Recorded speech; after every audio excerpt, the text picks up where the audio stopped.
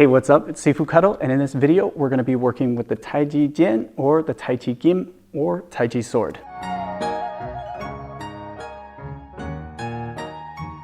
This is one of my favorite drills to start people off when they're learning sword because it really gets the wrists to loosen up, it gets the body movement to drive the action itself, and it's not only something I start the training off with, it's something that will go with the training throughout the entire sword career. So anytime you pick up a sword, do this a couple of times at the beginning of your session, and you will see over time it will directly benefit your sword work. Now, this is called sword shaking, and we're going to be working on two planes of motion. We're going to go horizontal and we're going to go vertical, and we're going to learn to get a little more flexibility in the wrist and let the body movement drive it. Okay, so first thing, before we get started, I do want to show the grip. So if you already know how to grip the sword, skip ahead to the tutorial. If not, pay attention because this is really important too for everything. So how we're going to grip the sword is taking our middle finger and our ring finger, and we're going to grab.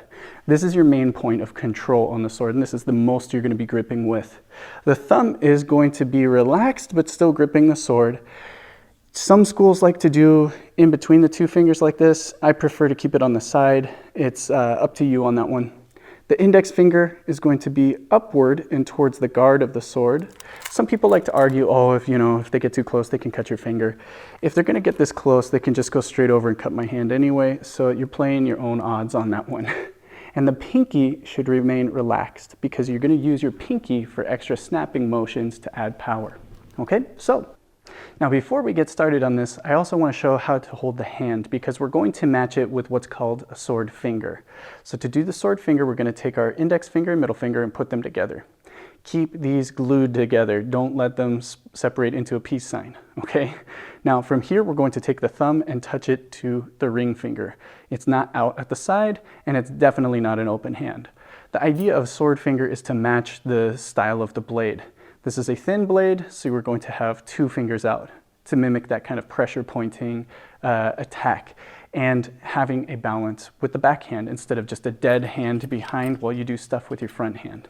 Okay, so hold that hand in sword finger position.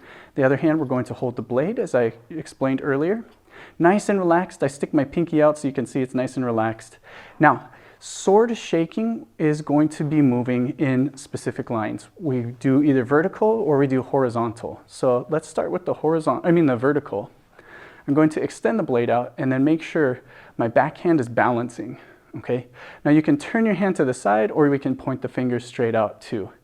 Elbows should be bent slightly and shoulders should be relaxed and down. Now, essentially, I'm going to drop the hand and the tip of the blade will go up. And then I'm going to raise the hand and the tip of the blade goes down. So it's this down, up motion, okay? Now I can do this with both hands if I want. And then once you gain momentum, you start noticing that the sword is going to do a little extra snap on either side. If I just work from my hand down and up, there's only so much it's going to travel. But once I get in motion, now it's going up and down, no problem.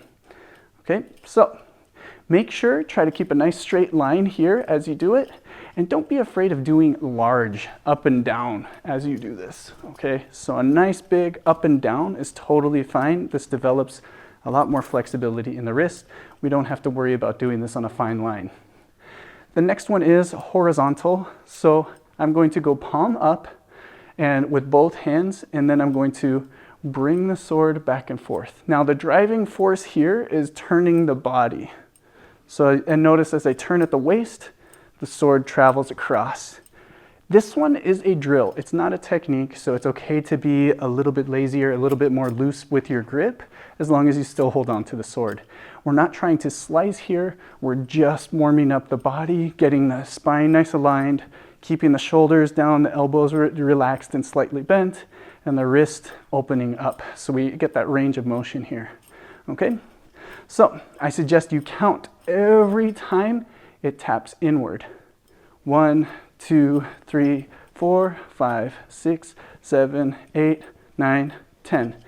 Do 50 of these, okay? Then count every time it goes down. 1, 2, 3, 4, 5, 6, 7, 8, 9, 10.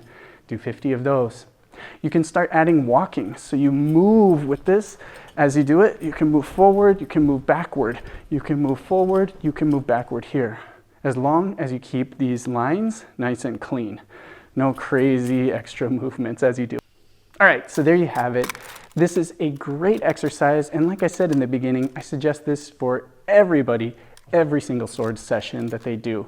This is going to directly benefit your form and your wrist strength and stability. If you do any kind of fencing or sparring, this will definitely help in the structure of your movements and dealing with putting the body behind it in the finite techniques.